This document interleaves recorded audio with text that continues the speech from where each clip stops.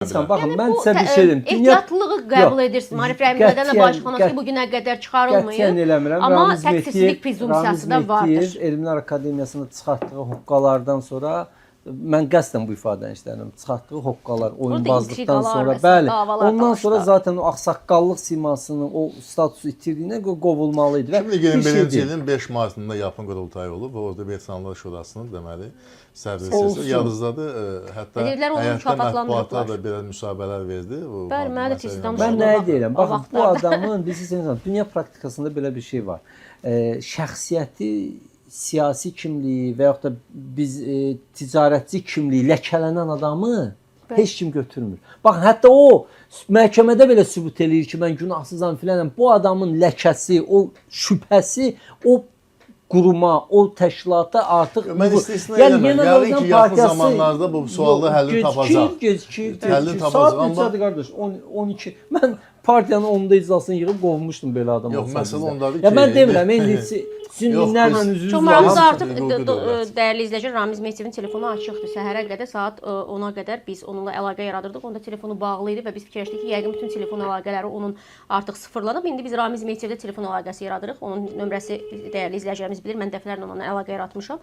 İndi isə açıqdır. Bu təhlükəli adamlarla əlaqə yaradır. Təhlükəli jurnalist də mən hətta Bin Ladenlə belə əlaqə yarada bilərəm deyib məsələdən çıxıram. Amma indi Ramiz Mehdievin bax bu telefonun açıq olması yeni informasiyadır mənim üçün. İndi bəs mənə bax, cəmi yarım saat bundan qabaq iddia edirdiniz ki, yox, bunun ətraf mühitinə əlaqəsi kəsilir. Dedim, yəni telefonu bağlıdır. Danışma olmaz. Onda telefon nömrəsi, onda telefon müstəntiqlərdədir. Təbii ki, sizin zənginiz də qeydə alınır ki, artıq siz zəng edirsiniz. Təbii, mən canlı efirdən zəng edirəm, amma baxın, heç bir problem də yoxdur. Yəni, deyə biləcəyi hər bir şeydə. Mən adamın belə deyək də, kənar dünya ilə əlaqəsinin kəsilmədiyini %100 bilirəm. Adam oturub evində. Telefonu nəzarət altındadır, əldə deyil.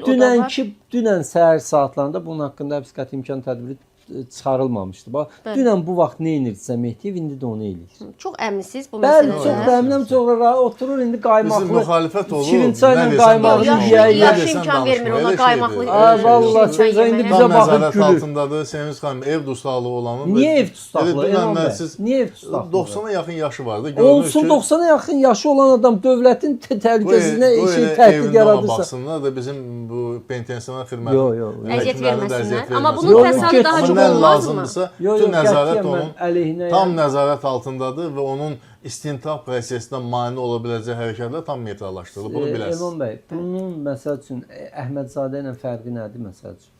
Əhmədzadə də belə götürəndə dünənə sıra bu yaşa görədir. Onda 90 yaşım olanda dövlət çevrilişi eləyə bilər. Hətta siz təsəvvür edin, yaşa görə ömürlük həbs cəzası verilmir. Verilmir amma sağlıq. Amma maddələrin hər biri. Zaten ona 5 il verəndə ömürlük olur. 65-dən yuxarıda belə bir. Bəylər, çox maraqlı məqam var ki, o 3 maddə var idi. Biz onların hər birinin elə bir ki, qanuni təsbitində, yəni nələri özündə ehtiva edir, onu açanda məlum oldu ki, hər biri minimum 12 ildən başlayır. Dövlətə xəyanətdən tutulmuş. O da ömürlükdür deyil.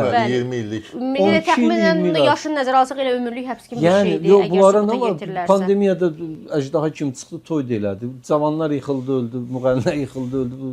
Demirəm, indi ömrü Allah verir. Mən onlar şeydən. Amma mən yenə deyirəm, məni qəzəbləndirən nədir? Yəni qəzəbləndirən deyəndə təəssüfləndirən filan. Bilirsiniz, hətta bu adamlar ən ağır cinayətdə ittiham olunanda belə imtiyazlıdırlar. Olmaz bu. Baxın, bu əslində təqsirsizlik prezumsiyası deyil, o ədalət. Ədalət budur ki, baxın, bunlara da o 20 minə qədər tutaq var, elə bir münasibət eləmək lazım.